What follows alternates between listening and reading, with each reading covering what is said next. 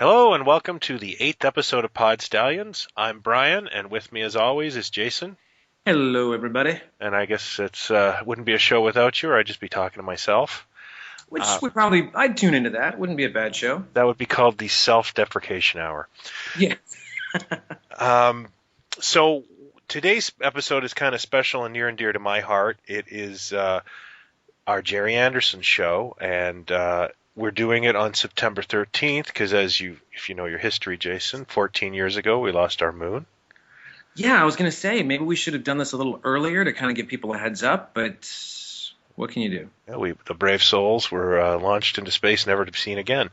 The moon, the station that had decided to have. I think there's an episode where the windows are. You notice that the windows are hinged. Yes. Yeah, they could. They had. We'll get into that. So we're going to talk about our experiences with Gerry Anderson. Delve into his history, because as children of the 70s, he had already had an impressive tenure by the time we discovered him, and of course talk about the merchandise. Yeah, so, and there was a lot of it. I can't think next to Lucas. I can't think of another name that has had as much merchandise associated with its properties. I mean, besides Marvel and DC and all that, but characters that kind of came out of one brain than Gerry Anderson. Yeah, and I think the beauty of Anderson is that while he was definitely the driving force of all this stuff, he's always been kind of open to say, oh, this guy designed Thunderbird 2 and this guy did because something of this massive, he was obviously just the head of a creative team. Yeah, Derek Meddings and and his own wife at the time, Sylvia Anderson, was Sylvia Anderson. That's right, huge contributor to the success of his shows. So let's jump right into it after the break with our Gerry Anderson episode.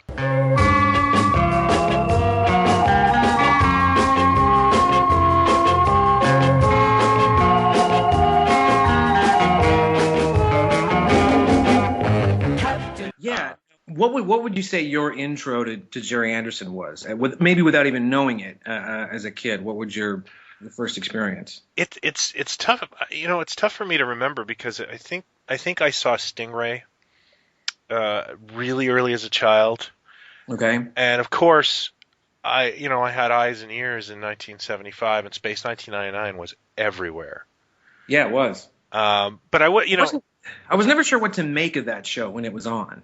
Because my experience was Star Trek. As a little kid, like it seemed to be on every day. It wasn't, but Space 1999, I couldn't quite get my head around. I don't know if I thought it was made by the same people or what, but because it was very different than our Star Trek experience. I mean, Star Trek just seemed to be vibrant, full of action, lots of color, lots of monsters. And Space 1999 was very beige. Well, yeah, the first season was a bit ponderous, and I remember watching it as a kid and being, I think it kind of its scope and its beauty was all I really took away from it. Whereas, I can remember whole episodes of $6 Million Man at the time, right. But the thing I remember most about Space 1999 was like the toy shelves with eagles and parachuting Martin Landos and so that's more of my relation to it, I guess. Yeah, I recall a kid down the street, Mark Mikulski, who I think I've mentioned on the show before. He was a couple years older than me, probably still is if he's alive. And not only did he get everything as soon as it came out, if I didn't get everything, I didn't get a quarter of what was out there, and I never made a fuss about it. I was happy with what I got, but he got everything. And because he was a couple years older, he had a lot of stuff that I didn't have, like Planet of the Apes, puzzles and the round container that the puzzle came in. Remember those? Yep. He had loads of those, loads of board games I didn't have, and he had the Mattel Eagle with the figures. Easily one of the coolest toys of the 70s. Super cool toy. And this is it came out pre-Kenner Star Wars stuff, right? Wasn't it? Oh, yeah. With the show? Yeah, it came out in 76. that was a cool thing because it came apart and it came with 2 or 3 figures, I think, that were like 3 3/4 inch. Very crude. And they were going to do an expansion set of them in their Moonbase outfits, and the prototypes for those came up on eBay about 4 years ago. And I was actually at a goodbye party for a colleague, and I was sitting there bidding on eBay at the party, and I just got pantsed. I think they went for like $800. Oh wow! Yeah, and I just couldn't do it at the time. Yeah. And, but I'll never see those again. But I think that was probably our first. I mean, I didn't know who Gerry Anderson was, but I think that was. I mean, I didn't know until many years later. When I was discovering, more about Thunderbirds and Joe 90 and Captain Scarlet and all that. That he was the same guy. Like, I don't think I knew that until. The other thing was that I always see his name in Starlog. Starlog was a big fan of his stuff. Well, he wrote a column in there for a while too. Yeah, that's right. Yeah. Now he you say Starlog was a big fan of his stuff. When you reread a lot of the publications from the mid-70s, Star Trek fans were incredibly catty and almost seemed threatened by Space 1999. Oh, really? Yeah, it's a really weird thing. It's like, I don't know how that show takes anything away from Star Trek, but I think it was the fact that Star Trek fans wanted more Star Trek. Yeah, there was nothing going on. Yeah. Space 1999 comes out, and they're like, "What? No!" That's all I can see. But when I was a vintage toy and video dealer in the 80s, I would often bring a lot of Space 1999 stuff, and I'll get into my personal history with that. But I used to get like people yelling at me and telling me what a junky show it was and how stupid it was, and it was like, why do I care what you think? But I think you're right. I think there was the attitude that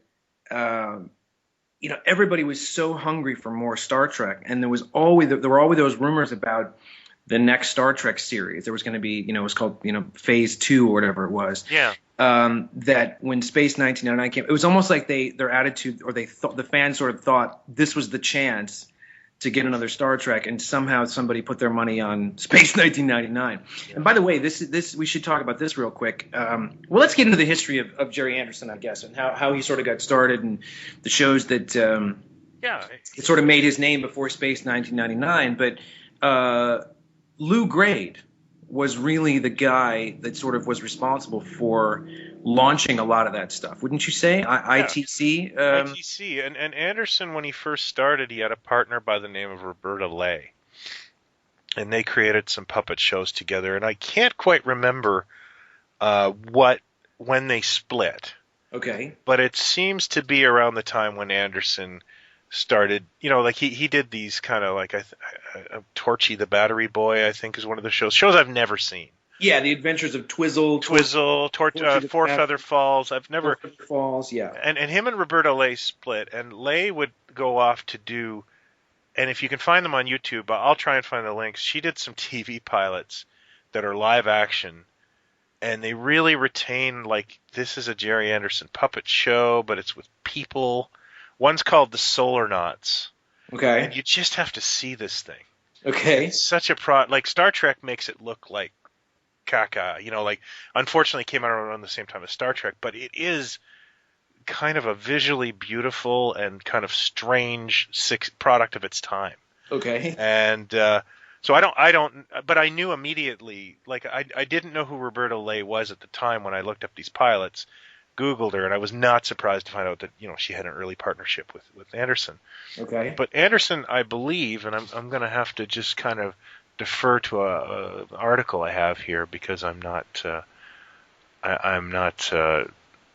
have the memory I used to have. But I believe the first thing that he came out with that was kind of more in our pardon me, in our wheelhouse. I was just going to say wheelhouse. I hate using that. I actually have a friend, an Anderson collector, who will walk out when someone uses wheelhouse. Supercar was something. Supercar. Yeah. Supercar. Mike Mercury in Supercar. When I was a kid, I remember seeing a Supercar Gold Key comic and thinking, "What is that?" Because that vehicle is amazing. Oh, it's And fantastic. and that's really when Anderson sort of had, he started adding these dazzling vehicles to his shows, who are Yes, just as big as Supercar. stars as the puppets. Exactly. Supercar was the sort of kickoff after Four Feather Falls, of the sort of vein of shows that Anderson became associated with, and they were all futuristic. The design was always, I mean, if you just line up the main vehicles from Supercar, Fireball XL5, the Thunderbirds vehicles, obviously, the Stingray sub, the Captain Scarlet vehicles. The design work is just incredible stuff. Iconic. Iconic, and I find so little of it, if any of it, is dated. I guess it's hard to say what is dated. Like, I mean, a lot of the Star Trek stuff, the original series, the Enterprise is still an amazing design. But it just, this stuff is like, I feel like was ahead of its time. Mm-hmm. Like the Thunderbirds vehicles, Thunderbird 2 in particular, I just think is an extraordinary design that hasn't been bettered. And the whole world in those shows, the puppets, their mouths move to the synchronicity. There's a realism and there's a beauty. Like it's almost like you're watching this other universe with these shows. And every time, it seemed like he produced a new show every year, a completely different show.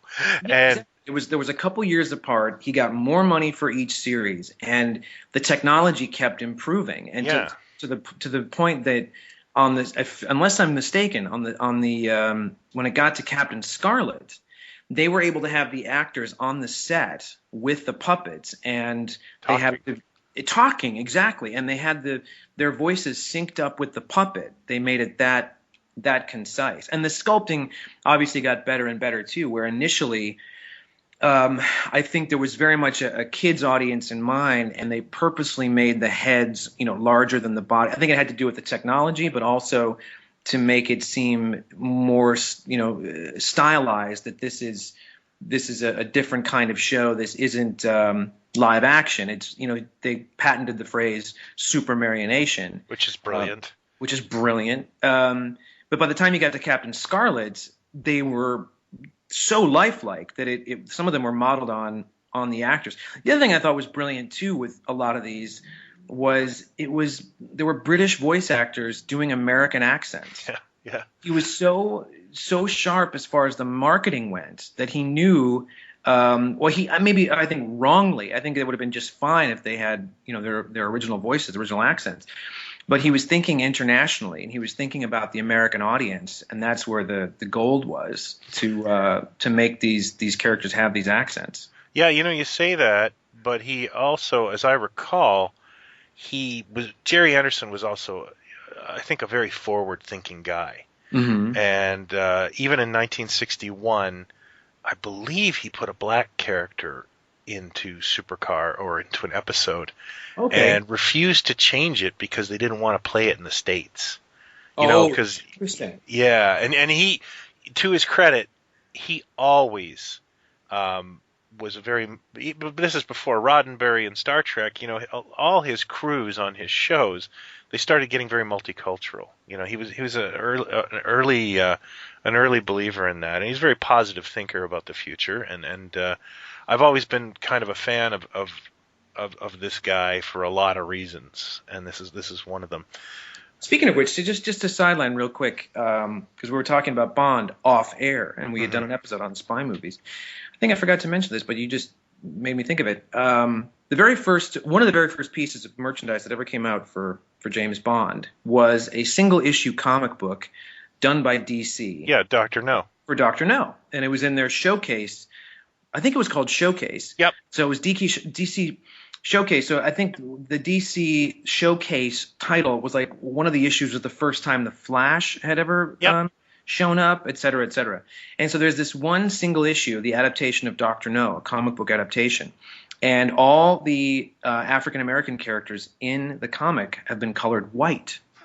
I've never gotten an answer as to why, but it might just be because no one cared or thought. Like at the beginning, the Three Blind Mice thing, it's they're white characters instead. And didn't they do that once in a while in the the Gold Key Star Trek comic too? Oh, they didn't get any. When we do our Star Trek show, I can go on and on about Gold Key Star Trek. That is brilliant. My favorite is the Power Records Star Trek that has Black Sulu. I couldn't. I read the Gold Key Star Trek thing. Sorry, we got to get right back to Anderson. As a kid, and I could not get my mind around what was wrong with this. I didn't understand because I thought it was coming out like today, like right or in conjunction with the show or whatever, and I just couldn't understand how they got it so wrong. Like the phasers and the outfits and everything. It didn't, now I'm fascinated by it. But oh yeah, no, there's some wonderful articles about it too because it's got a hilarious history. Yeah. But, so Anderson, so I didn't really get into. I knew about Thunderbirds. Thunderbirds aired, when I was a kid. I think they seemed to air the films because there were 2 or 3 films or 2 films. I think there's 2 films. It's Thunderbirds Argo and Thunderbird 6. Thunderbird 6. Now there's also and we're jumping around here, but then. That's so unlike us. Yes, I know. Anderson's stuff got syndicated in the early 80s under something called Super Space Theater. And this is really my not only my gateway into Gerry Anderson, but what really kicked me off as a toy collector even.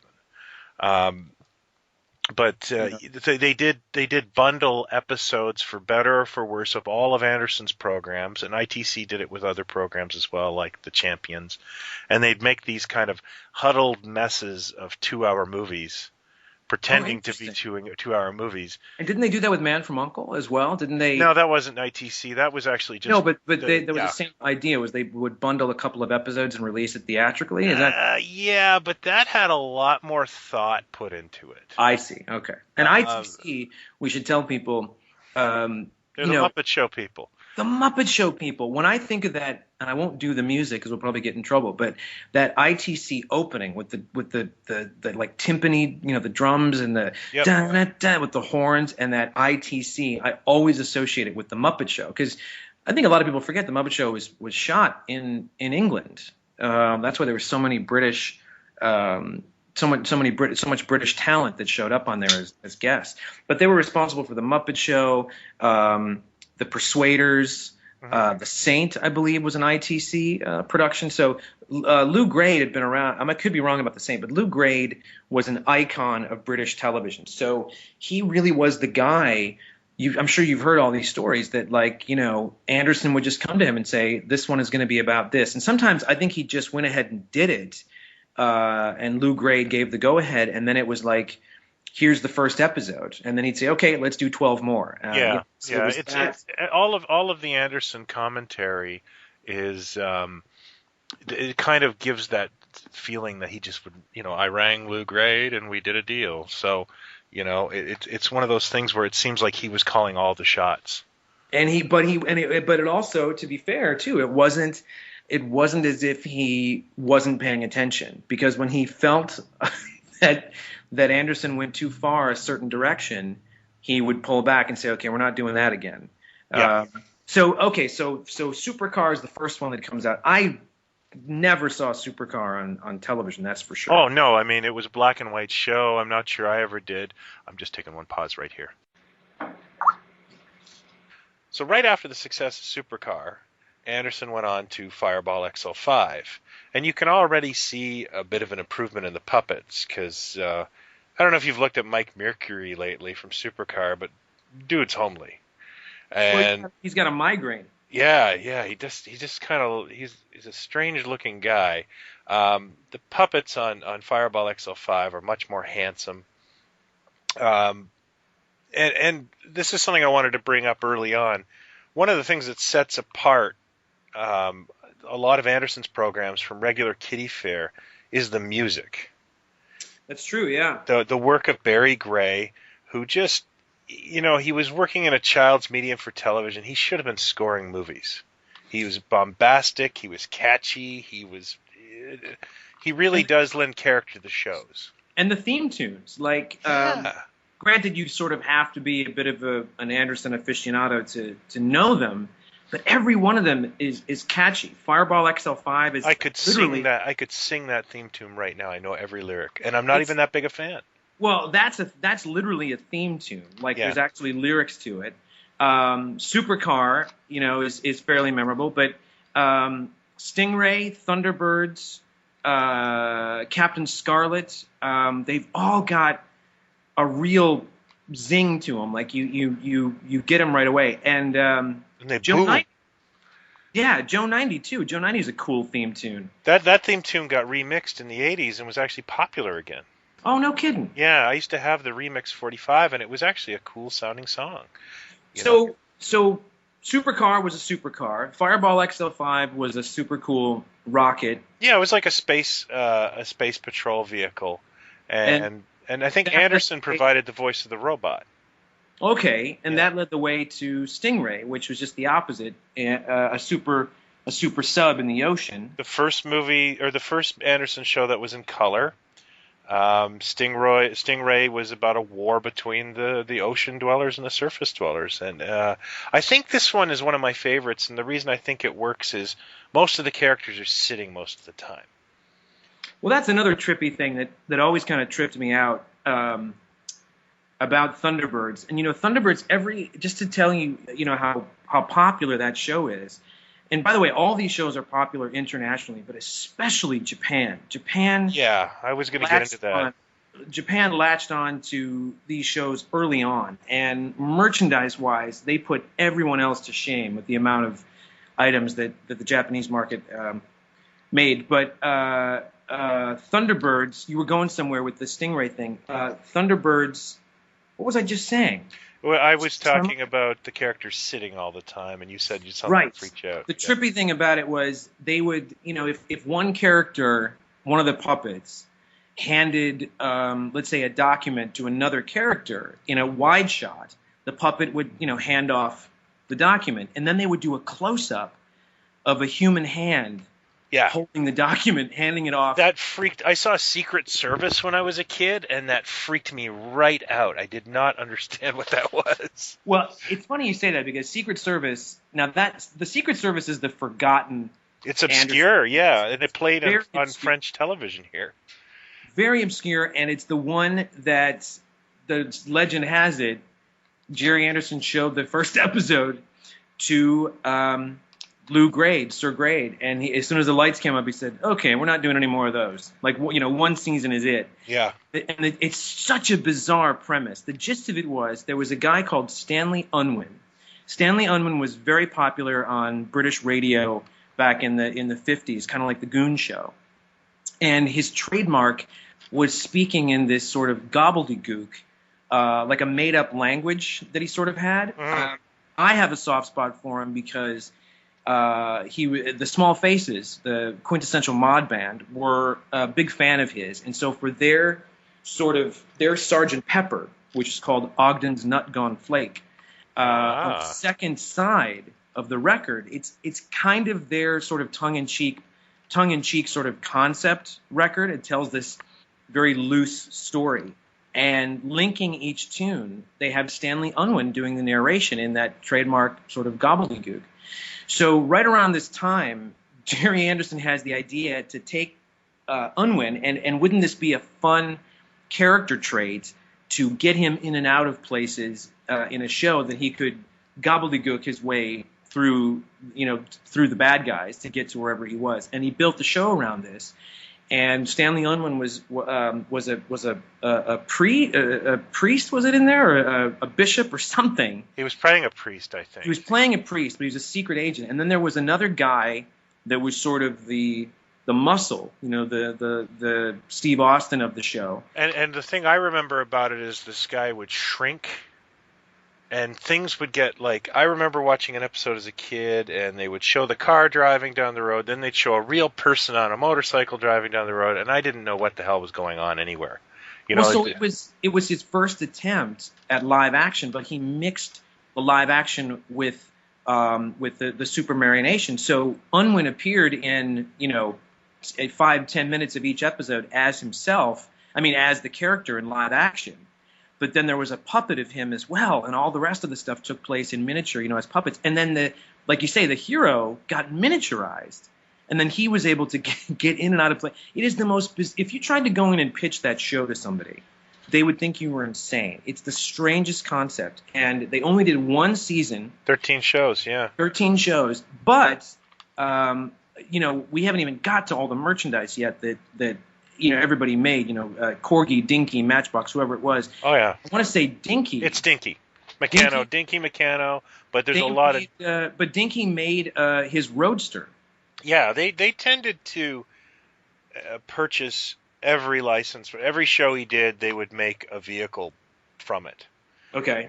So, you got Sam's car from Joe 90. You got the Thunderbirds was a license to print money. Oh, and then you got, although, I don't think Dinky was the one who did as much with the Thunderbirds as other companies did. But we're getting ahead of the puppet thing. We're jumping around again. Stingray was a big hit for Anderson, and then of course they moved right into the Thunderbirds, which is his Cadillac. It's his thing. It really is, and it tends to there tends to be every 10 years or so. They do another push for Thunderbirds in the UK, and a whole new generation of kids gets turned on to this show. And basically, it's the Tracy family. It's the dad and the kids, and then they have like the Commander Data Spock guy called Brains, who's their engineer. Yeah. And then they're on this island, Tracy Island, which ironically, lucky for them, was called Tracy Island. They had to buy it. They had to get that thing. And then there were these vehicles, and there were like, was it five vehicles? 5 vehicles. It's self-explanatory, but each brother operates one, and they form a company or an organization called International Rescue. So the whole basis of the Thunderbirds is they're not so much fighting evil as they are saving the world from disasters. And it is easily Anderson's most popular and recognizable series. But that's another thing we should point out, because we could spend 2 hours on this. But they're very sharp in naming things, like International Rescue. Yeah. Spectrum was the organization that Captain Scarlet was part of, and Wasp then they would, was Stingray. Wasp was Stingray, and they would. What am I trying to say? That when you take. Sure. Well, you take a collection of words and they make a word, the first letter. Anagrams. So FAB, which to this day I don't think anybody has an explanation for. But I think they do. I just don't know it. WASP stood for World Aquanaut Security Patrol. But FAB is what they would say, what International Rescue would say to each other, like over and out, like FAB, I'm on it. Yeah, they did that a lot. In Captain Scarlet, they would say SIG. SIG, which meant Spectrum is green, which was like green the go-ahead. But FAB, I don't think meant something. I think it just meant like FAB, and FAB was a very cool... Full acknowledgement of broadcast. Oh, well, there you go. Now I finally know. But FAB was also, they keyed in on the times because, FAB and gear and stuff like that. They were very, mod, 60s...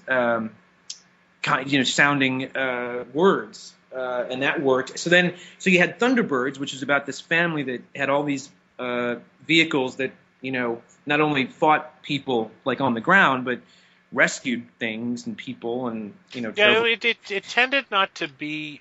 Its action was much more based on the whole idea of disaster rescue. They're actually kind of peaceful, and that might be why Thunderbirds has retained sort of this. It had a huge resurgence in the 90s. It even played on Fox. Do you remember that? I don't remember that. But Yeah. I think you're right on the design of it. But also, when my nephew, who's now, early 20s, but when he was little, he used to have these videos that literally, it was just, 40 minutes of Dump trucks and stuff? Dump trucks. Like guys driving garbage trucks and dump trucks and stuff, and it was no story, just like, look what the dump truck does now, and he could watch it over and over and over again. And I think it plays to that thing for kids, for little boys especially. These vehicles, these trucks that do these amazing things, and turned all these kids on. Yeah.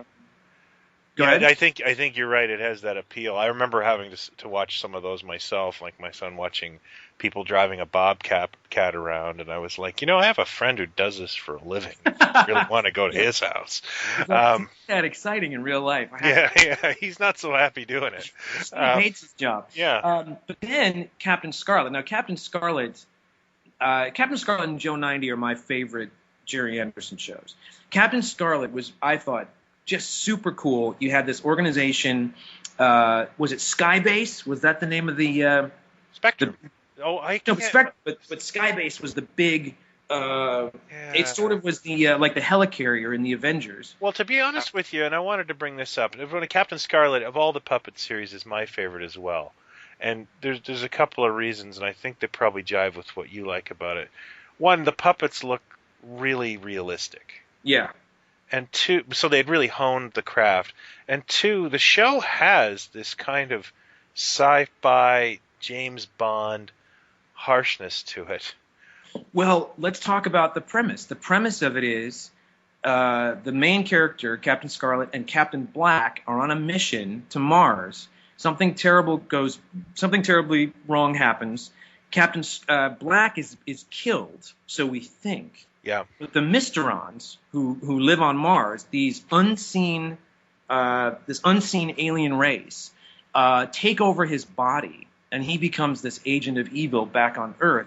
But Captain Scarlet is killed. He's got no vital signs whatsoever, but he comes back to life and is basically indestructible. That's right. Well, I think what happens is Captain.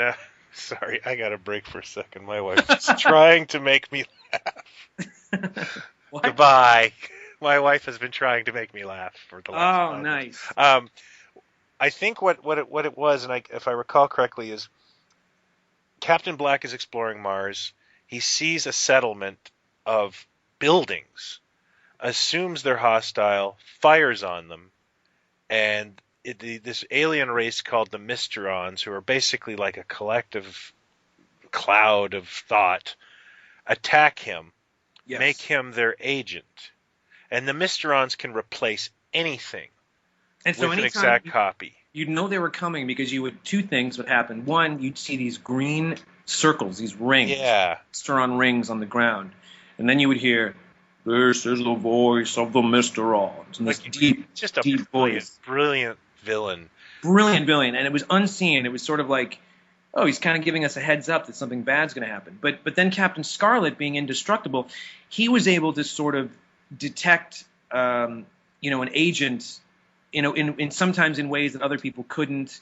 Yeah, he was a reformed Mysteron agent. But basically what had to happen, that's when you're talking about the darkness, basically what had to happen for somebody to be inhabited by the Mysteron, entity to like break into a building, or besides Captain Black, for someone else to be an agent in a particular episode, they had to kill them first. Yeah, exactly. So they killed them and then inhabited the poor bastard, civilian, and got them to do whatever. It's got a really cool theme. The designs are amazing. The vehicles, the ships, and everything else, absolutely amazing. I love this show, but I wanted to bring up a couple things. One, it has one of the darkest openings for a children's show ever, with Captain Scarlet walking down an alley and a spray of machine gun fire hitting him, and then him shooting the shooter because he didn't die. Yeah. The amazing end credits with the beautiful artwork and that great theme song, but watch it. I'm going to put the link up. Okay. The artwork is of Captain Scarlet about to be eaten by sharks, about to be bit by a cobra, and the song is like, they crash him and his body will burn, and it's basically just the like painting, dark. all the paintings are showing you what could happen to him, and if it did, he'd be just fine. Do you not Come want back a to life. set of those paintings? Say again? Do you not want a set of those paintings? Oh, they're beautiful. They're brilliant. My other favorite thing about the show is we've talked about the voice work. One of the guys that does a lot of voice work, and you'll get a kick out of this because you just told me that you've been on a real Bond kick lately because they've been running him so much. Yep. Is a guy called with the unfortunate name of Shane Rimmer. I know Shane Rimmer because he's so associated with the Gerry Anderson stuff. Yeah, I wanted to bring something to you about Bond too. Stingray, the voice of the I can't remember the character's name, was Lois Maxwell. Oh, no kidding. Okay. Fish Moneypenny. Oh, yeah. Moneypenny. A good Canadian. But well, she was Canadian. I met her once. She was very, very sweet. And I met Gerry Anderson. We'll get to that in a second.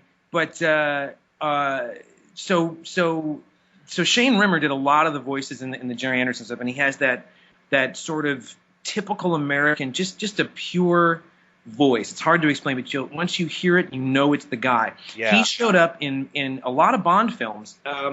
He showed up in Spy Who Loved Me. His main part, biggest part was in Spy Who Loved Me. But for anyone that's wondering, like, hey, what's Shane been up to? Batman Begins. That's right. He's the guy in the subway, right? He's the guy that says, that train's about to crash, or the L train or whatever. You and I were the only guys probably who spotted him, but I remember. Yeah, in the audience went, "Hey, it's Shane Rimmer." Yeah, that's got beat up. Yeah, rightfully so. Right in the theater.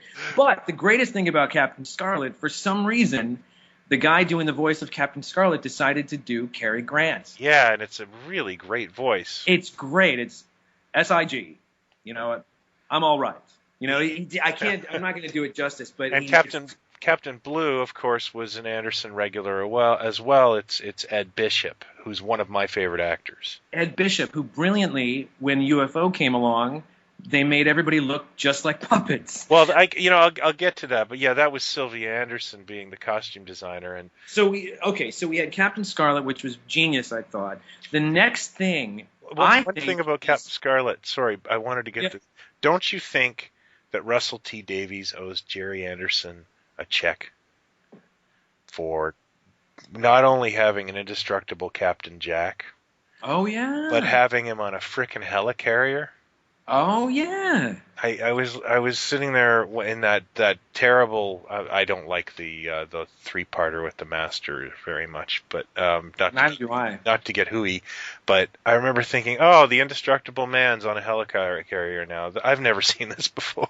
Oh, I'd never thought of that. Yeah. Sorry. Anyways, you were saying the next one I think is my other favorite, but I think the Matrix guys owe a debt to Joan 90. Joan 90, and talk about dark and weird for Captain Scarlet. This is a concept that you could never get past the censors today. Joan 90 is a kid. He's like 12 years old. Was it his dad or his adoptive dad? I forget how it is. Created this supercomputer thing called the Big Rat. Yeah. Okay. And when you sat in it, and it you flick the switch, it basically gave you it's just like the Matrix. You sit in this thing, you download the information, and 10 minutes later you can perform open heart surgery, or you can fly an aircraft or whatever. But rather than take a grown man and put him into precarious situations to get in and out of warehouses or whatever, they figure no one's going to suspect a 12-year-old boy. So he's the agent, and they download, is it WIN? I think the organization is called WIN, World Intelligence Network or something. Yeah. And so he sits in the chair, downloads the info, and the next thing you know, he's going through the doors in the hospital, performing brain surgery, or flying a helicopter into enemy territory. But he also had this great little attaché case that came with a pistol and a silencer. Of course. So not only are you putting this 12-year-old kid into harm's way by putting him in all these situations, you're giving him his own gun that he's shooting people with. I think that's why that show wasn't as successful, and hear me out on this, is because its main protagonist was a kid. I never wanted to watch shows with kids as the heroes. That was always confused me to this day. Why they want to make the sidekick a kid or make the kid a hero. The notion is that kids will love seeing a kid do this stuff, and I never got that. As a kid, I didn't want Indiana Jones to be hanging out with Short Round. I thought it was a crap idea when I was 13. But again, I think the notion is that, kids are going to love this because they're going to feel like he's their pal. But if anything, I think it would make kids envious of the kid in this situation hanging out with Indiana Jones. The one that kills me too is Jurassic Park. I can remember I was watching Jurassic Park, was getting into it, and two kids turned the corner in a scene, and I was like, it wrecked the film for me. I don't want to see them be heroic. Yeah, no, kids. Speaking of which, that was Harrison Ford was offered the Sam Neill part. Oh, I did not know that. Can you imagine? He would have had another franchise under his belt. That would. I'm not a huge Jurassic Park fan, so that wouldn't have made a big deal to me, but it would have been but anyway, epic for him. So there's Joe 90, and that's a trippy, weird concept, and it's actually of the merchandise. I used to have quite a bit of Thunderbird stuff, not old stuff, but some of the newer stuff that Matchbox did in the early 90s. And they made some really cool stuff. Yeah, there's a really neat book, if you can find it. I think you have it. It's called the Gerry Anderson Memorabilia Guide. It was gifted to me by my pal Corey this summer, and you know what? I should have dug it out for this. It is so cool and comprehensive. Unfortunately, it's all black and white. Yeah. But you cannot do better than the information in this thing and the photos. It's about half the size of a phone book, and I think it's Australian. I think the guy he's Australian. Yeah. He's Australian, and it's a fantastic book. So looking through this once, I found a Joe 90 piece that I thought, I've got to have this thing. And I ended up finding it on eBay once. I got it for a song. I got it for like $20, and it's called Gerry Anderson's Joe 90 dossier. And you had to eat strawberry jam or something and save the labels. If I look in the front here, World Intelligence Network. Yeah. That's what it was. So the back page, here it is. Sutherland's. The Joe 90 dossier has been produced specially for Sutherland spreads. All right? Mm-hmm. So that's the only way you could get it was by getting these labels or whatever. Oh, wow. And this is a 60s piece. Oh, yeah. This is from 1968. Ew, you had to eat salmon spread to get this, or something called potted beef. Oh. Make every tea time Sutherland's time with these tasty varieties. You ready? Yeah. Potted beef, salmon, liver and bacon, spiced ham, chicken and ham, turkey and tongue, chicken, turkey, curried beef, curried chicken, sardine, and crab. If that's okay if you're a cat. I was going to say, what kid wouldn't hound their mother at the market every week for another Sutherland spread jar so he could get the Joe 90 dossier? I've seen this since on eBay go for a lot of bread, and mine is just pristine, so it's one of my little treasures. I love it. I wanted to give a nerdy confession about Joe 90. Okay. In this Super Space Theater, I was getting, in the early 80s, I was getting really into Gerry Anderson, finding out who he was, and trying to watch all these syndicated TV movies. And one of them was The Amazing World of Joe 90. And I wanted to catch it because I'd never seen it. I just read about it. But I was at the mall, and I realized it was on. Uh-oh. So I watched it in a department store TV section. Wow. I spent 2 hours watching a movie in the Hudson's Bay TV section. Nobody bugged me. Not only does that tell everyone how nerdy you are. Yeah. It kind of dates you as well. Yep. Those were not flat screens. Kind of lets you know what year this might have happened that you did this. So now we get into the Secret Service, which is that one weird show we talked about, and then Anderson makes a film. It bridges another forgotten Anderson bit. He goes further into live action, which I think he always wanted to do. I think from Thunderbirds on, he wanted to get more into live action. Yeah, I think he thought, and I could be wrong or misquoting him, but I think he thought he'd gone as far as he wanted to go with the puppets, and he wanted to bridge that gap and make a serious sci-fi television effort. And I know he did non-sci-fi things, but Doppelganger, or Journey to the Far Side of the Sun, was the first thing out of the gate, and it's a serious film about space exploration of a new planet. And they brought an American actor, not the last time Anderson would do this, Roy Thinnes from The Invaders. Roy Thinnes, which now was The Invaders first? Or yes, it was. He was definitely fresh off the Invaders by that point. And also was in a really great science fiction, Michael Crichton science fiction. It's funny you talk about Jurassic Park. That is, I think, one of those cerebral sci-fis that people always rave about. It's a great film, The Andromeda Strain. Oh, I forgot. I didn't know he was in that. Wasn't that Roy Thinnis? I'm almost positive. I haven't seen that since like 1981, so I don't remember. I think he's the lead in that, yeah. So, Doppelganger is one of the things I like about it is you can see the kind of startings of UFO. But it is basically about an alternate Earth, and it's worth checking out. I mean, it's got some very 60s trappings. I actually saw it in the theater in the 80s.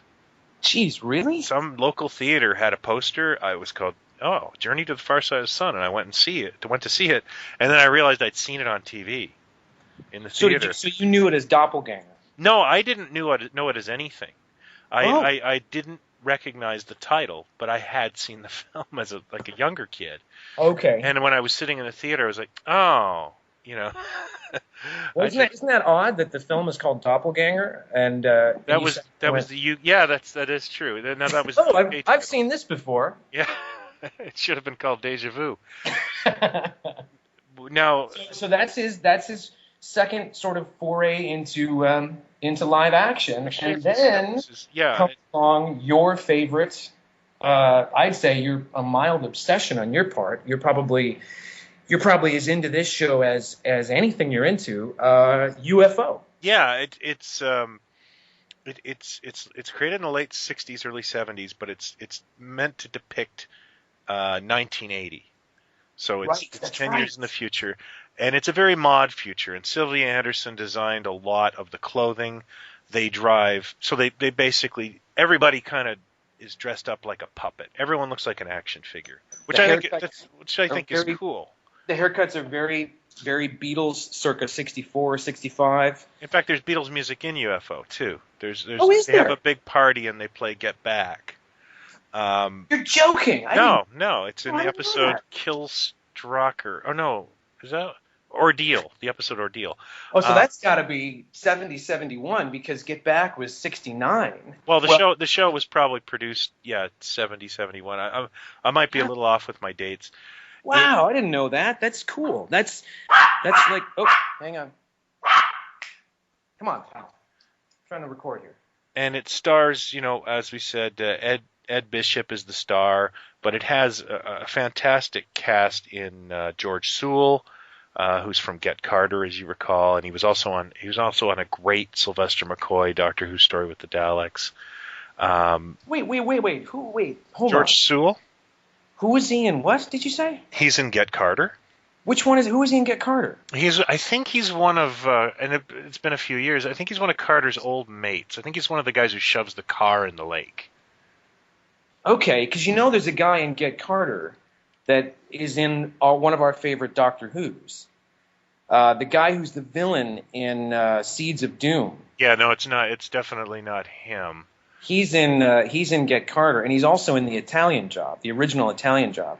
I can't think of his name, but his character in the original Italian Job is called Camp Freddy. But he's one of the heavies in Get Carter. Do you remember Remembrance of the Daleks? Is that the one that goes back to 63? Yeah, and there's a fascist guy named Mr. Ratcliffe.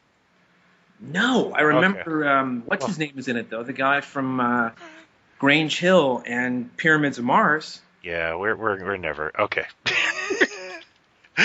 Anyways, look up George Sewell. Very strange for us to go off topic. The other actors that are on the show is Gabriella Drake, who plays the leader of the purple-haired Moon Girls, which the show is most famous for, I think, these days. Well, they finally made didn't they make it? One of our favorite toy companies that I think is still kicking, but sort of went defunct. Product Enterprise. Yeah. Made a 12-inch figure of Gay Ellis, which is beautiful. I was the first guy to own one, I like to think. Oh, I'm sure, yeah. UFO stood for something, didn't it? No, UFO didn't. Well, it stands for Unidentified Flying Object.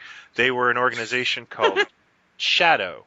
Supreme Headquarters Alien Defense Organization. They were all done, and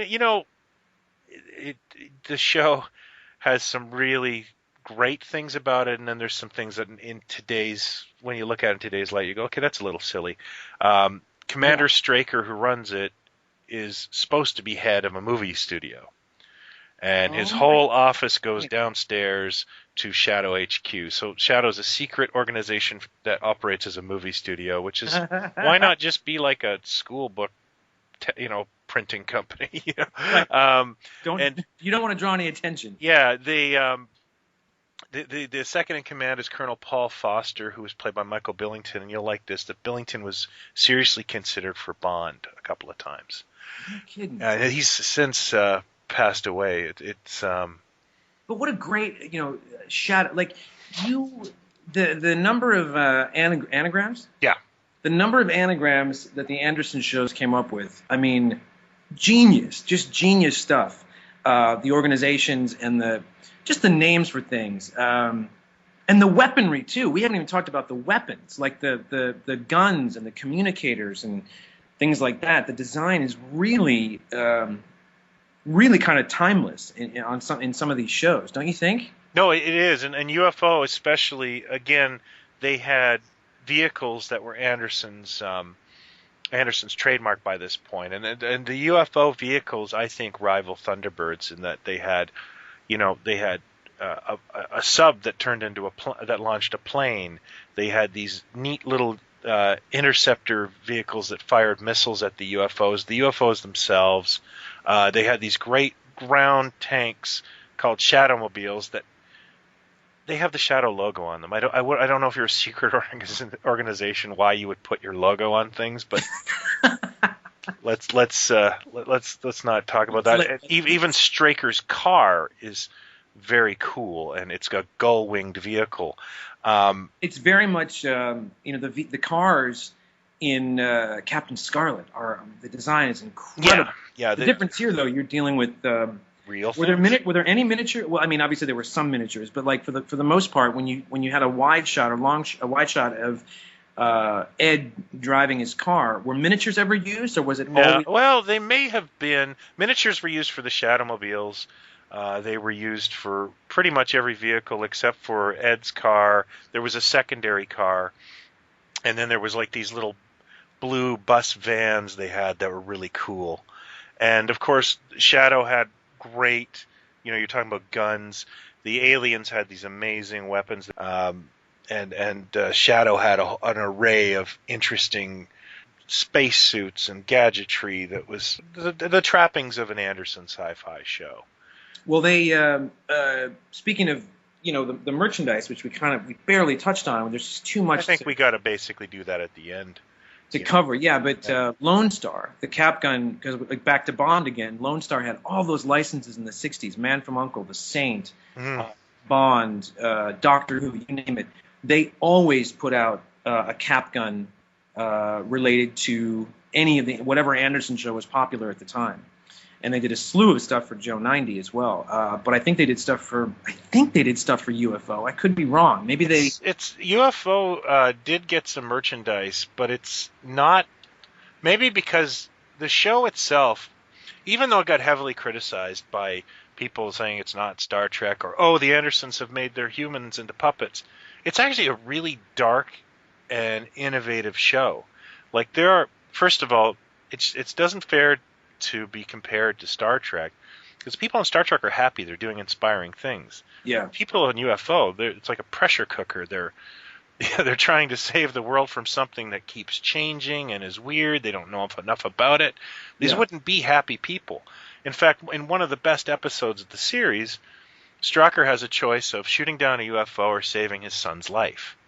And I think on any American television series, you'd see him holding a boy at the end and smiling. On UFO, he lets his son die. Wow. And that is darkness, man, for 1970. Oh my God, that's dark for any time. I feel like they did get progressively darker, though, from Captain Scarlet on. The themes just got dark. The heroes themselves, it's, like I say, putting a 12-year-old into these situations. Captain Scarlet is basically a zombie. Yeah. It got very weird and very, very dark. But UFO, again, I think if any of these shows the more he sort of pushed the boat out. If any of these shows had been a disaster or had not done so well, he wouldn't have got the funding for the next one. So UFO did well enough. Oh, let's talk about real quick, while we're talking about UFO, didn't you fairly recently speaking of little merchandise that was done for UFO, didn't you recently come across, or fairly recently, a Holy Grail of sorts? Yeah, I got the Ed Straker Halloween costume. UFO got broadcast, I think, a couple years later by CBS, and it was proving pretty successful, and it actually got a lunchbox that year, Viewmaster reels, and the Ed Straker Halloween costume. And, if the show had succeeded, I have no doubt in my mind Mego would have picked it up, too. But again, the Halloween costume is basically like a shadow uniform sort of jumpsuit, and then isn't it like a helmeted character? Yeah, I think it's supposed to be Straker in his moon base. Like, they did go to the moon a lot, so it's like Straker in a spacesuit. It's probably another mask. It's probably a retooled mask that just they wrote the word Straker on, because the guy's got like big thick black eyebrows and Ed Bishop did not. But it's interesting, and the reason I bring it up is because, first off, if we haven't made this clear, and I don't think we have, Gerry Anderson is British. His wife, Sylvia, British, shot in England, British crew, everything. So it was very, in many regards, it was very UK-centric. The merchandise, besides Japan, which seemed to just go nuts for every show they did. They really did love him there. 90% of the merchandise came out of the UK. So the reason I bring up the UFO thing, a Halloween costume, is I don't know how much Gerry Anderson stuff was brought out in the US or came out of the US prior to something like that. Like, I don't know if the stores in the late 60s had a lot of Thunderbirds merchandise, or certainly not Joe 90. I don't think I know some fellas that are older than me, because I used to hang around with Gerry Anderson people, and yeah, there was Captain Scarlet merchandise in the '60s. There was Thunderbird merchandise. It was a big hit. Well, so it did, but I'm saying there was stuff that came out. Yep. From the U.S. Yep. Well, not from the U.S., but I think a lot of the stuff. Maybe I'm wrong there too, but I think a lot of the stuff, like I think Collegeville did the Tracy brothers costumes. I think I have pictures of them. Ben Cooper of Collegeville did, the Tracy costumes from Thunderbirds. That's a pretty good indication you're on the radar. Yeah, I mean, I think of it in terms of again, back to Bond, because this is a very 60s, these are very 60s properties in Bond. But Gilbert in the U.S. sort of had a master toy license. Oh yeah, and they just did a ton of stuff. Now, with UFO, this is a weird thing. I'm a huge fan, like you said, but I was in diapers when it aired. And, I'm looking at. Sorry, go ahead. And the way I got connected to it was through vintage cards. My sister used to work at the exhibition, which is this expo we have every year here in Toronto, and I used to be able to go there and stay like a week, and I'd stay all day. And there was, there would be like a marketplace, and one guy had old comics, and one guy had old trading cards, and I bought all these Space 1999 cards. And the guy said, well, if you like those, you'll like UFO. It's by the same people. And they were these little panini stickers. Okay. And I bought a ton of them, and I just became fascinated by what is this show? How do I see this show? Yeah. And then Starlog did an interview with Bishop about, I think it's that issue with David Warner on the cover. The Time Bandits. Yeah. And then I, again, started to get really obsessed with what UFO was about. And then this Super Space Theater brought out this Invasion UFO compilation movie, which doesn't make any sense. It is the theme song they use for that movie is the theme song for our podcast, by the way. Oh, right on. And I just grew obsessed with the show, a show that was off the air for like 10 years, from being a kid and just being really interested in it. Well, I'm gonna pull a little snippet here out of my Gerry Anderson memorabilia guide. All right. Just for you, because okay. if this doesn't make your hands tremble, I don't know what will. There's a section for UFO labeled confectionery. Yep. So we're talking 1971. There was a chocolate bar. This is out of Japan. Kobito, Japan. A chocolate bar, chewing gum, and then best of all, listen to this. This will give you a new quest. Kobito offered gifts for tokens printed on their confectionery.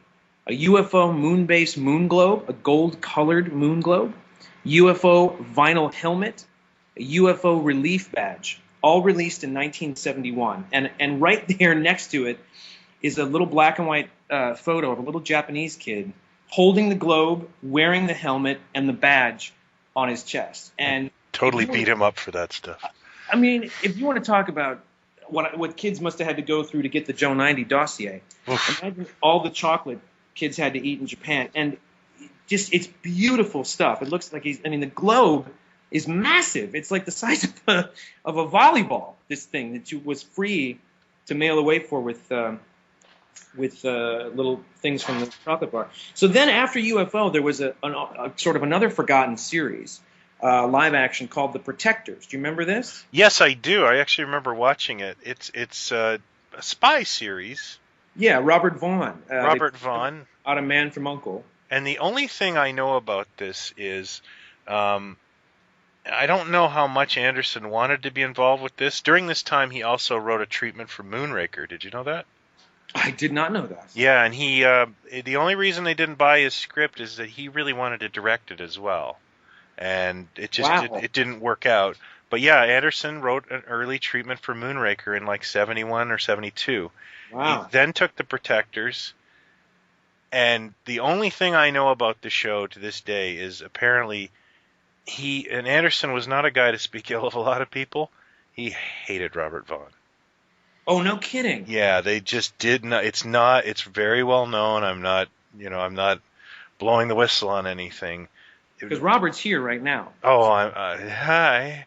I'm sorry to say, but Robert Vaughn kind of looks like a dick. He looks like he'd probably be a jerk of some kind, or think that he's, got the Magnificent Seven and Man from U.N.C.L.E. under his belt. Yeah, I don't know. I don't know. Maybe I'm sorry. He's probably a sweetheart. But okay, so then comes Space 1999. And Space 1999 though didn't actually happen that organically. It was supposed to be a second season of UFO. Did you know that? That's right. Yeah, I knew that. Yeah. That's right. So this is really where the crazy amount of merchandise starts to come out, especially in the U.S. We finally get, the two major ones was it Mattel that did the 8-inch figures, and then Space 1999. They before I think they even showed an episode, ITV's people were running around securing this license. It was an absolute windfall. And they got Mattel on board in the U.S. for dolls and the Eagle spaceship. AHI took everything they made for Star Trek and made it. They had board games, puzzles, and in the UK they had almost entirely different manufacturers doing the same thing. That's right. Now this is something I should tell you. I'm not a fan of Space 1999. Never really have been. Again, design-wise, the Eagle transporters, you cannot beat the design on these things. But there's two things I'm semi-obsessed with, and you know this because you've been on the lookout for me. I've got the Star Trek utility belts. Yeah. That Remco did. So Remco and Azrak Hemway had tons of stuff come out for Space 1999. Yeah, they considered it was going to be another Star Trek. I'm sort of obsessed in either getting the utility belt or, even better, I want the was it Remco that did? Remco did a phaser, a Star Trek phaser that made that chirping sound and lit up and had the little discs that went in it. They also made the Space 1999 stun gun, which I think is one of the, next to the black hole, one of the coolest designs for coming out of a sci-fi show. It's just brilliant. Yeah, I think it's really fantastic. But the Remco one had different lights that lit up and it projected onto the wall and all that jazz. But also, this is one of the weirdest things. There was a communicator made by LJN that was just a one-off that came on a bubble card, and I don't think it even did anything.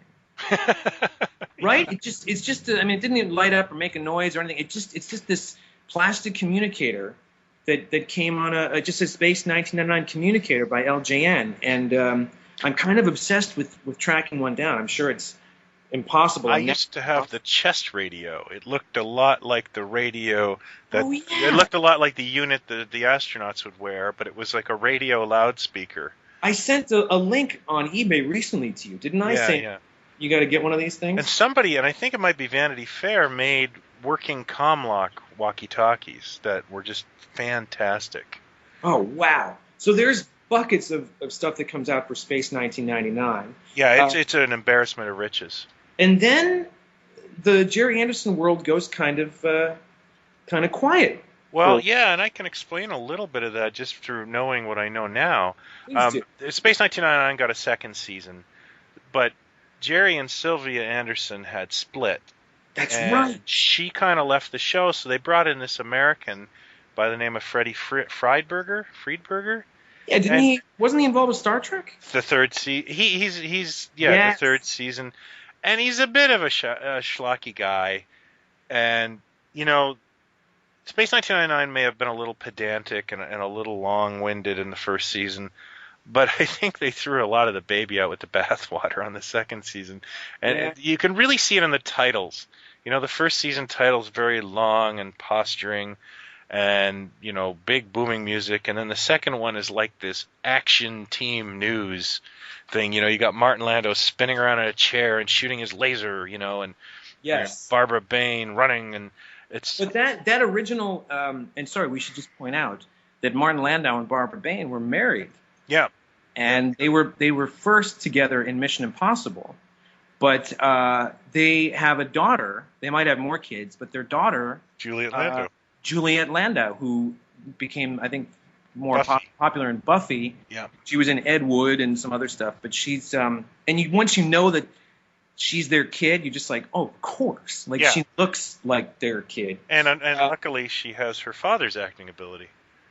Well, but what's funny is Tim Burton told this story once about working with Martin Landau on Ed Wood. Yeah.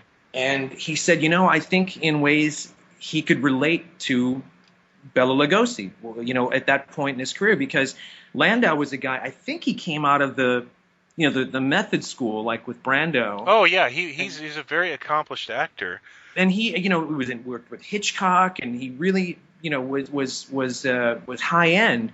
But then, not that Space 1999 wasn't an expensive show or a big show. It's just that I don't think it was the career path that he sort of set out. And then, not long after that, he's doing Gilligan's Island. I think that, I think not to speculate too much on his career because I really don't know, but I think the whole idea of them being a team, Martin Landau and Barbara Bain, was sort of a weird concept to market themselves like that.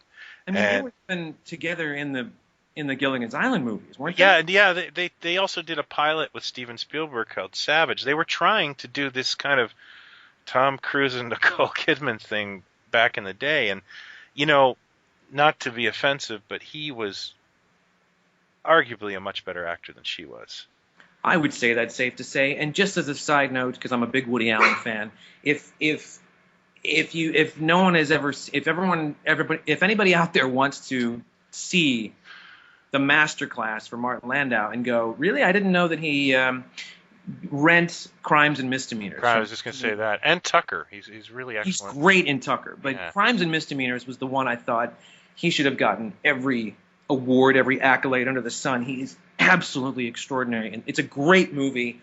It's one of the best things Woody Allen's ever done. But he is fantastic in the movie. Now Lou Grade wanted those two for the show.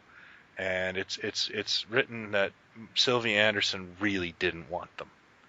I don't know if they. What's her problem? I don't. You know what? I kind of respect her, so who knows?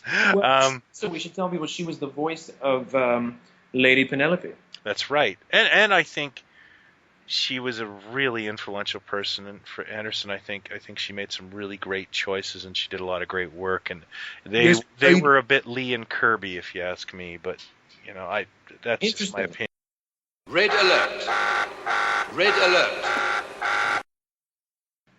Hi, everyone. We're back. We had a bit of a break in taping due to unforeseen circumstances. Um, One of the things I did notice while I was editing the episode is that I unsuccessfully used anagram when I meant acronym. So I just, in case anyone wanted to email me, I figured out my mistake there. So let's continue a little bit about Space 1999 had just ended, and Anderson's output kind of disappeared at this point, other than a very rare oddity called Into Infinity that he produced, I believe, as an educational segment for PBS that teaches kids about space travel, and it stars Brian Blessed and Nick Tate from Space 1999, and it's very familiar feeling. Have you ever seen it, Jason? No, I haven't. I think it's on YouTube, and I'll put the link in there. It is an educational program, but it is kind of neat to watch, and it does kind of look like Space 1999. As did, have you ever heard of that show Star Maidens? Yes, but that was a It's a German English production, but that was live action, right? Yeah, but it had it shared the production values because it felt like Space 1999 because they used the same production designer, Keith Wilson, to design the sets. Okay. That's a weird show, and people are encouraged to check it out. So Anderson, after Space 1999, kind of disappeared for a while, and I guess it was hard for him to find work. He, I think, sold all of the rights to his shows to Lou Grade for cash because he was obviously getting a divorce. And you kind of didn't hear from Gerry Anderson from the late 70s to the early 80s. And then he had a bit of a renaissance with his name, and I think the first thing I heard about him doing was a show called Tera Hawks. Do you remember that? I remember it. I remember seeing little bits of it. I don't know if it was a Saturday morning thing or when we would have seen it. I remember a music video that was done for it. I mean, it truly is god-awful. Well, it's funny because I bought the ships. The ships are amazing. Out of a catalog, and I was like, this is the greatest look. The ships are amazing. I bought the book, and I read the book, and it was okay. And then I saw the show, and yeah, I mean, it's the puppets are more Muppet style. The show is aimed at children, and I guess it just didn't have the same allure as a Captain Scarlet for me. So it never really hit me that the same way as his earlier works had. It did run a long time, and they definitely went back to sort of the larger scaled heads, the sculpts. Bandai made some amazing 3 3/4 action figures for that show, though. Yeah, like 5 points of articulation. Oh, they're just perfect. I love them. Wrist weapons and action features and things like that. The R2-D2 of the show seems to have been that Zeroid. Yeah, the Zeroids. Yeah. They were like the little, friendly helper robots. Well, I thought they were like soldiers. Were they soldiers? Uh-huh. They look friendly. I did find a DVD of that in a dump bin somewhere and brought it home for the children, and they were both turned off and horrified. It did not go over big. I'd be curious to see some of the actual toys up close, because they are really, again, really cool design, very much updated for the early 80s. Very more sleek, streamlined design. They were fantastic, and I actually want to grab a couple of them because I think Bandai made these large die-cast ships that were really well made. And this I think Tera Hawks was semi-successful for Anderson. He had partnered with a guy by the name of Christopher Burr, and then they worked on several productions. I think something called Dick Spanner. Do you remember? Have you heard of Dick Spanner? Dick Spanner, the case of the human cannonball. Yeah, and then I've never caught much of that. But then the next thing I remember he did was Space Precinct.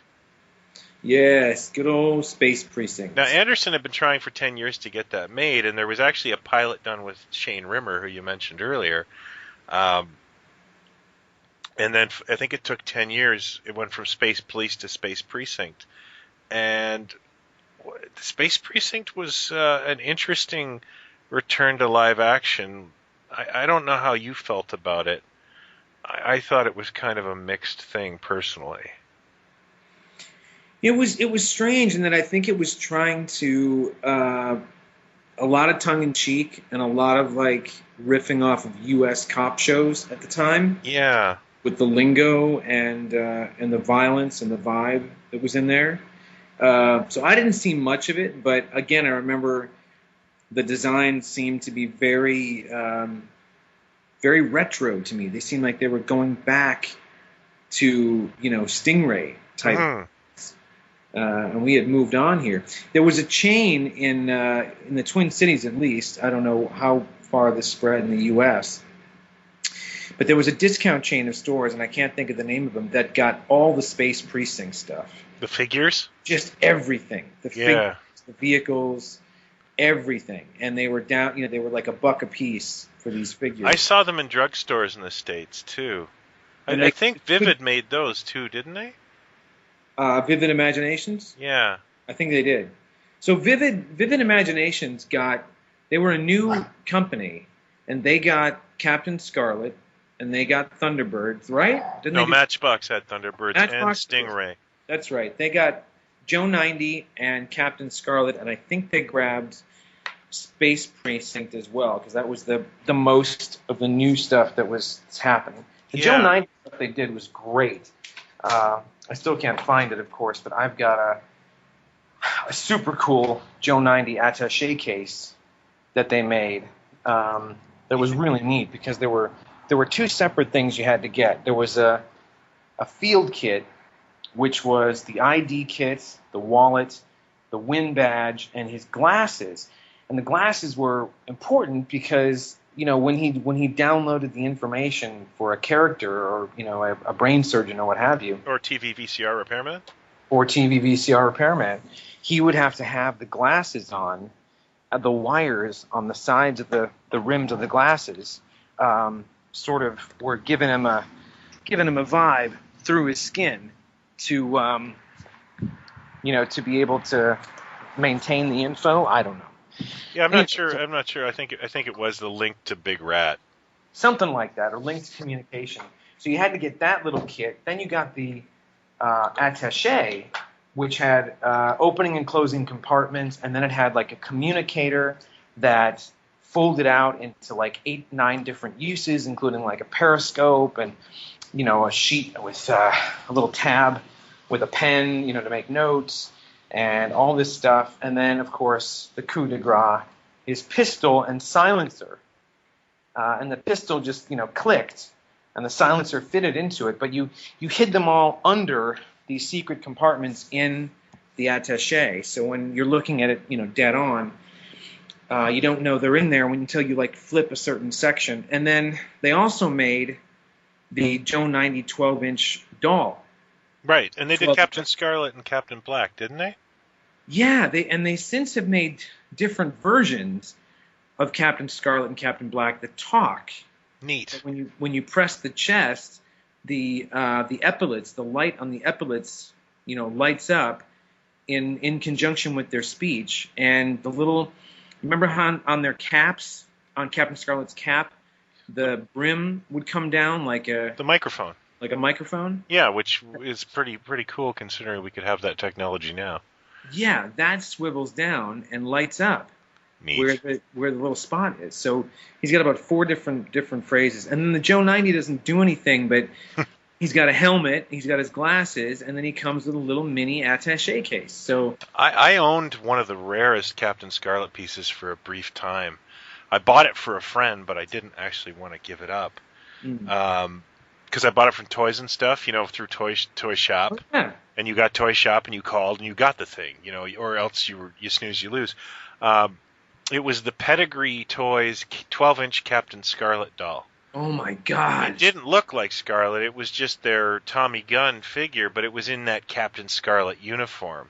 But it was a GI Joe style. Oh yeah, and it was fantastic, and I really do remember kind of, the guy, when it came in, I called the guy and said it's in, and he came and paid me, but it was sort of like, oh, I hope you don't show up, because it was one of the nicest looking pieces I've ever seen. That must have been a fortune even back then. You know what? I think it was like $100 in the ad, but then at the time the Canadian dollar was only worth so much, so it was like $140, and I had to pay shipping, and then I got nailed on the taxes on the way in, so it ended up costing me like close to $200, and I was 18 years old, so it was a lot of money. And then of course that guy thought I was marking up on him, so it actually ended a friendship. But it was a lot of money back then. Now I don't even know what it's worth. It's probably worth a great deal more. That's a rare piece. Mm-hmm. That's an incredibly rare piece. And a once-in-a-lifetime kind of thing. And that's one of the things about that I love Gerry Anderson so much is, and I probably explained this in other things, in other podcasts and just forgotten, but, when and this is interlocutory to my life, but do you remember I was talking in the Empire Strikes Back, or no, the last episode about the two friends I had that we were competing for Star Wars stuff? Yeah. Will and Rick. We did this horrible Secret Santa for each other in 1981, and instead of it being a nice thing, it became kind of mean-spirited. And what happened was I had Rick, or I can't remember, but I got him something. I probably got him a 3-pack of Star Wars comics and whatever. I was trying to be nice. And he got me a present. And he turned to Will at one point and said, I can't wait for you to see the shitty present I got Brian. Mm-hmm. And I opened it up, and it's Space 1999 color forms. Like, it is 5 years since Space 1999 has aired. Okay. So I think he expected me to go, what the hell is this? But you dug it. But I dug it. It hit some sort of nerd nerve, that like retro thing, and I was like, where did you get this? And I loved it. And I actually sincerely went home and played with it. And it kind of triggered some sort of thing. And I got into collecting Space 1999 novels and comics and that sort of thing. And it was, I think, around 1985 when I ordered a Captain Xantor figure from the back issue, out of the back of Starlog. And I realized this was done by Mego, and that just made me go right into toy collecting whole hog. Wow. So I owe Gerry Anderson that. And he was also my first vintage toy purchase. I bought a dinky Space 1999 Eagle off a kid in high school. Mm-hmm. I used to have an ad in a comic store in town, or a bookstore in town, that said, I buy Space 1999, novels, whatever you got. Mm-hmm. And this actually it didn't work to my favor, because I would get calls from people and they'd go, I have some books and some toys, you can come over. And it would be like some lumberjack jacket wearing kid who wanted pot money or something, and I'd buy it. It'd be a kid a couple years older than me. But then I went to high school with that kid. So he would be super nice when he was taking my $10 or whatever, but right. Then like 2 weeks later, he saw me in school. He'd say something kind of offside to me, and lucky for me, none of them ever finished high school. These guys went off to never finish grade 11. But I just remember it was like, oh man, I got to be a little more on the down low about this stuff. Yeah, you got to walk the fine line, man. Yeah, the greasers and the socias. Yes. Get out of there alive. That's right. But that Anderson kind of got me into toy collecting and fandom a little bit. So, where Doctor Who got me more into fandom, but the Anderson stuff kind of got me into collecting, which was really, really cool. And I've always been kind of fond of, just the stuff that was made and the shows in general. So, well, what I love about the Gerry Anderson stuff, and growing up with it, learning about it, seeing it in Starlog or different magazines, and finding out there was a magazine called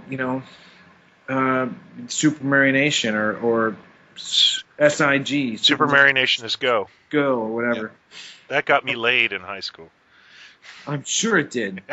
Finding stuff out like that, I just thought was great because it always made me feel like the stuff that we were into growing up, a door kept opening and more kept coming into the purview.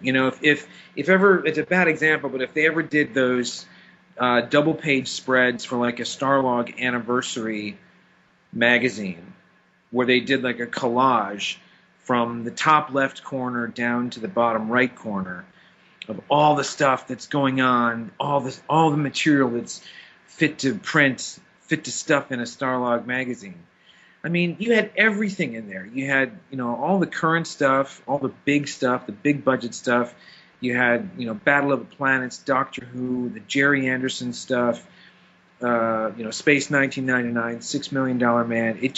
But whenever I saw the Anderson stuff put in the mix with this other stuff, I felt like it was always being taken very seriously as a very serious piece of sci-fi, fantasy, science fiction, whatever you want to call it, and not just a kids show, and not just a one-off strange kids show, because there's no other. We've got animated stuff that we can take seriously and throw into that mix, like Batman the animated series, or the Justice League shows, or the Phantom, or the original Johnny Quest, things like that. Yeah. Why shouldn't we be able to take Super Marionation and put it in that big pot of sci-fi goodness that we especially in the day and age where people are creating backstories for Filmation He-Man characters. You know, not to knock Filmation's He-Man, but the Anderson stuff is a cut above that. Yeah. And should be recognized. And there was a. Do you remember the book Fantastic Television? Yeah. I bought that book, and it had Space 1999 on the cover. Uh-huh. And the author of that book shat all over the show and Anderson.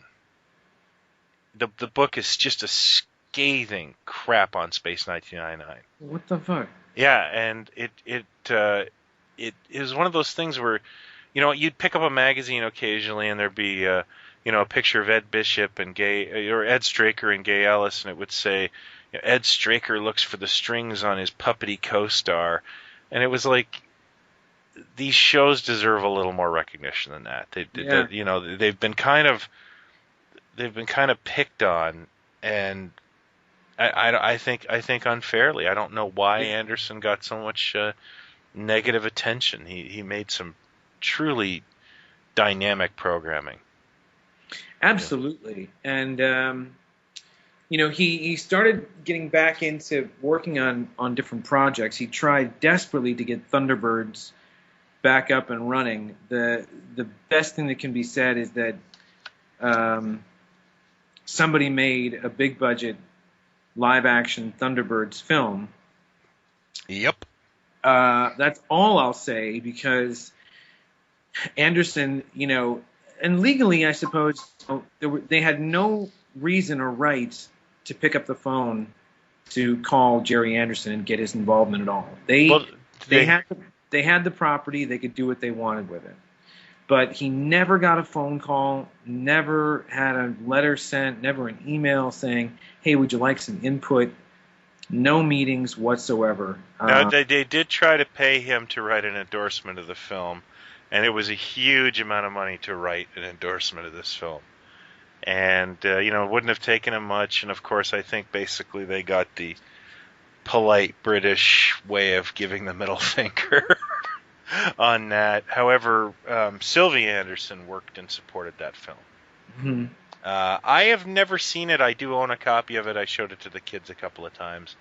Thunderbirds is not my favorite of the Ender projects, so it's not near and dear to my heart. But I definitely I definitely knew he definitely was very vocal about his lack of interest in doing the film, and I think one of the biggest things was Lady Penelope's car, because the film company had I think Lady Penelope's car was a Cadillac.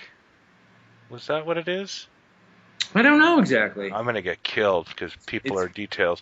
But the film company had to deal with like Ford, and it had to be a Ford, and that really upset Anderson. So Okay. yeah, I've not seen that. Now he did create a CGI remake of Captain Scarlet that I have seen a little bit of. That looks pretty fantastic around 2005. It turned out to be a disappointment from what I understand because of the way it was marketed. Again, it was marketed on a Saturday in this, just like we had when we were kids, like the Saturday Super Show or like Tarzan and the Super 7 sort of thing. Mm-hmm. But it was smack dab in the middle of this, music videos and stupid cartoons, and it each episode never completely finished, as it aired. Little snippets were shown at a time, so it was like, if you're trying to get a brand new thing on the air and hold kids' attention, this is not the way to do it. It is brilliant. I cannot say enough about it. I own both series on Region 2 DVD. It's called The New Adventures of Captain Scarlet. It's very gritty, very adult, very much the way we remember it from the 60s. But because of the CG, the motion capture, they can just get away with so much more. And the designs are amazing. All the new vehicles and ships and just the precarious situations that the characters can get into and then get out of. There's much more leniency with the animation. So I would I think you can probably see quite a few of the clips on YouTube, possibly full episodes on YouTube. Yeah, right? I caught a few. That because in preparation for this episode, you had mentioned it, and I realized, I never saw that. I had a baby in 2005, so well, not me personally, but my wife. So 2005 is a bit of a blur in terms of a lot of new programming. That's a good excuse. Yeah, I'll blame it on my daughter. I'll give it to you. Now, Gerry, of course, passed away this past December after a battle with Alzheimer's. But you got to meet him, Jason. I did. I was in London on a trip with my brother, Jack, who at the time was living in Switzerland. And so the plan was for us to meet in London, stay in London for a few days and nights, and then head over to Switzerland for 4 or 5 days and then come home. And I forget what day it was because I still have the flyer. I think I still have the flyer with the coloring book. We had to go to Harrods because I hadn't been to Harrods since I was a kid, and Jack wasn't really sure what it was. And I said, "Oh, it's ridiculous. It's like the department store. The old joke is, if you can't find it, you can always find it at Harrods, whatever it is." So we're walking around Harrods, and we get to one of the upper floors, and they're having a book signing. And it's Gerry Anderson, and we literally got there just as it's about to kick off.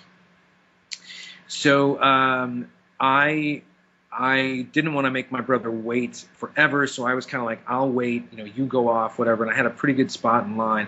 Then I started to think, well, I'll kind of leave it for these ladies have been so nice that are helping me at the bookstore. Maybe I could leave it with them, and they could get it signed and send it to me eventually. But that's a whole nightmare for them to do. Anyway, I stuck around long enough, got up there, and all they had, they were pushing this line of coloring and activity books. And he was signing those. And he was signing those, the covers of those. I mean, I didn't have anything handy, so I just grabbed the thinnest coloring book with the best cover, and had him sign that. And he couldn't have been more nice. And of course I did the fanboy thing and just, you've been a big inspiration, and I just love all your work, and thank you so much. What are you working on next? I think at the time he said something like, well, they're working on a movie. They're working on this Thunderbirds movie or something. He kind of rolled his eyes. But it was a nice little moment. Like, what are the odds? And like the next day, I think that this was the same trip. Like the next day, we're walking through the streets and literally physically bump into Anthony Daniels talking weird. to a friend of his. And as they walk past us, I say, Jack, wait a minute, Jack, you gotta, yeah. And I turn around and went back to the guy and I start chatting. And Jack said when he told the story later that the guy was even moving like a robot, like kind of like 3PO the way. Oh, thank you very much. Oh, that's very nice. And by the time Jack came over, he was like, who the hell are you talking to? Like, who's this guy? And I explained and said, Jack, this is Anthony Daniels. He plays C-3PO in the Star Wars movies. And Jack, I don't see him get very starstruck, but even Jack was like, whoa, hey, yeah, that's pretty neat. And he said, really? And he said, yeah. And he said, it's funny that you see me. I'm just off to the desert tomorrow to get back into the suit. So that was a little hint for episode 2. Oh, really? So that, okay, yeah, that dates it. Yeah. Funny, eh? So, yeah, that's my Gerry Anderson story. It was very, very cool. And then that last hurrah was the New Adventures of Captain Scarlet. Got great press, great reviews when it was building up, lots of great articles, and then it just got dumped unceremoniously on television. But they managed to get 2 series done and loads of merchandise. If you're curious about any of the Gerry Anderson stuff, obviously eBay is a great place to go. But there's a site called FAB Gear USA that I don't know if there's a FAB Gear UK or Canada or what. But FAB Gear USA has kind of been, for me, the headquarters to grab stuff very quickly. Not necessarily vintage stuff, where you're getting into a bidding war, but just to try to, if you wanted, for example, to get a set of the Thunderbirds action figures from the film, they would have a set. So I recommend that site. They've got some cool stuff, and they've got loads of stuff for the Captain Scarlet, the new Captain Scarlet series, which is done by Bandai. I didn't need to see this website. What, the Fab Gear USA? Yeah, that's really not going to be good for me. Isn't it cool? Thanks a lot. Sorry. Yeah, they even have a UFO section. That's great. Of course they do. Okay, yeah. Look, you get it, and I'll hang on to it for you. Okay, so I can come visit it. Yeah. Oh, that's a good plan. Okay. I mean, you know what I'm looking at right now? What's that? Sounds cool to me. If you go to the page, what is it? It's the movie page. I think you go to the Thunderbirds, the movie page. Yeah. Scroll down. Nobody does that. We're the first people to scroll down for this. There's an International Rescue Wrist Communicators. And yeah. they've got the International Rescue logo, that cool, like, sort of lapel logo. Yeah. I think those are cool. I think we should get a set and see if we can talk from Canada. Only if we could, like, phone and act like Homer does. Like, do you still have any in stock? Like, all worried. Yeah, let's call and see if they have any more in stock.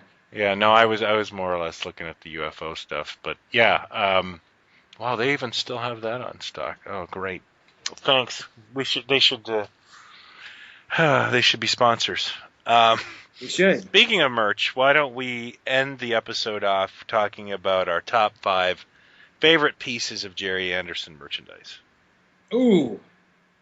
Too soon or too hard? It's a tough one. You know what? I can almost go to 10, but I might be able to do 5. Okay. I'm no expert, but I can maybe do 5. Well, hit me with one. Well, first off is one I've already talked about, my Joe 90 dossier. Right. Which you had to get from mailing in Sutherland Spreads. I know what it takes to send in 2 giant labels from the largest jar of Smucker's jam on the market just to get a Tron magazine. And imagine if that jam had meat in it. Imagine if that was meaty jam, and how much these poor kids had to wolf down or pretend to throw up or I don't know what. I'm a Shreddy survivor. I understand. To get this beautiful Joe 90 dossier, and it's worth a pretty penny these days. So I'm glad I found it. That would be one of my top 5. Okay, well, definitely the top of my top 5 would be the Palitoy action dolls of the Space 1999 characters that was actually done by Mego, because it really got me into collecting not only toys but Mego stuff. Mm. So I kind of, they kind of have a special place in my collection and in my heart, and I love that line. I wish they had done 25 characters, but Oh, very cool. yeah. There was a Matchbox set of the Thunderbirds cars, the vehicles. With the island? Like the island. It was a set that had come out in conjunction with the Radio Times in 1992. That was the one that sold out so bad they had problems with it, right? Well, they had to like re-up it again or try to get more or something because it sold out very quickly. Mm-hmm. But it had just slightly different packaging with Radio Times logo on it, gorgeous artwork. And it was really, again, signaling the resurgence of Thunderbirds taking over again for a brief time in the early 90s, and how much kids loved it. I would have to add the Space 1999 AHI water pistol. Nice. It is a really good replica for your 99 cents. It's a very good, almost screen-accurate replica of the prop, and there wasn't a lot of places I didn't go with it as a kid. You mean it's a prop of the Eagle? It's you're carrying No, around. sorry, it's a prop of the stun gun. Oh, the stun gun. Okay. Yeah, they have an Eagle one, but this one actually looks like the stun gun. I love that stun gun. Me too. Got to get me a stun gun. I have one mint on card now. I have it's again not that rare, but I have a 12-inch Gerry Anderson, Captain Scarlet talking action figure. Very cool. Press his chest, and he says like 4 different phrases in that beautiful Cary Grant accent. Oh, so this isn't new Captain Scarlet. That is vintage Captain Scarlet. Yes, they did it for vintage, but this is the second release because the first release didn't have this feature. I don't remember that one. Yeah. I have to take a look. And the lapels light up, and the little thing that comes down for his communicator comes down off of his hat, and that lights up. Did they do Captain Blue? They did Captain Blue and Captain Black, I think. Actually, I wouldn't mind getting Captain Blue because I'm a big Ed Bishop fan. Mm-hmm. Yeah. That's really cool. I would have to add that Halloween costume from UFO. That's cool. Because I'm such a... it was a grail, and I couldn't believe I found it. And, of course, it happened the day after I had spent every last penny and gone into Hawk for something else. Mm-hmm. And thought, I'm done collecting for at least a year. And I get this email, I found this. Are you interested? I'm like, oh, what's this? And it's like, okay, sure. I'm going to throw in two. Again, these are more modern because most of my older stuff kind of went the way of the dodo. Though I still have a Matchbox Captain Scarlet Spectrum Pursuit vehicle. Mm-hmm. Still have that in my case. But this was a set that came out for the new Captain Scarlet animated series that Bandai did. It's really cool. It's see if I can find it here. It's a Captain Scarlet pistol, and it's a white gun. It almost looks like a Luger. And when you turn it on and press the first button, that's the stun, and the light toward the barrel lights up yellow. When you press the second button, that's your kill laser, so you're ready for killing. What's cool about it is it's a white gun, but it has, like, let's say, a red handle. The Captain Scarlet one has a red handle. You can pull the red handle off, and then you can click on the black handle for Captain Black, and you immediately get a message from Captain Black when the handle clicks in. Neat. I'm cutting short your life. See? Pretty impressive. And then you just swap it out, and you've got Captain Scarlet. This is a Spectrum raid. Nobody move. It's just really, I thought it was a really fun, innovative way of getting different characters to play with one gun, with one weapon. Yeah. It was very clever and very, very Japanese thinking. So that would be in my top 4 for that. I was going to add the vehicles, and this is kind of a big pile, but Dinky made some fantastic pieces for Gerry Anderson shows. I'm particularly fond of the Eagle, because they did 2 versions of the Eagle, and the Shadow 2-mobile, but I also like that they made Ed Straker's car. Oh, yeah. Yeah. So, I mean, I wish they had made other things, but Of Ed Straker. I really like those. Ed Straker's shaving kit? Yeah, oh, absolutely. And an Ed Straker wig for me. An Ed Straker wig, yes. Yeah. Finally, I'd have to say the Vivid Imaginations 1994 Joe 90 attaché case that came out. I'm a huge fan of attaché cases in general. Yeah, that really hits your sweet spot of Bond love. Yeah, it really does. It's such a 60s item. It's a really well-made piece. It's a big toy, and it comes with a gun and the communicator and a silencer, for God's sake. Everything that a 12-year-old needs to break in and out of, warehouses and criminal enterprises. I love it. It's a very cool piece.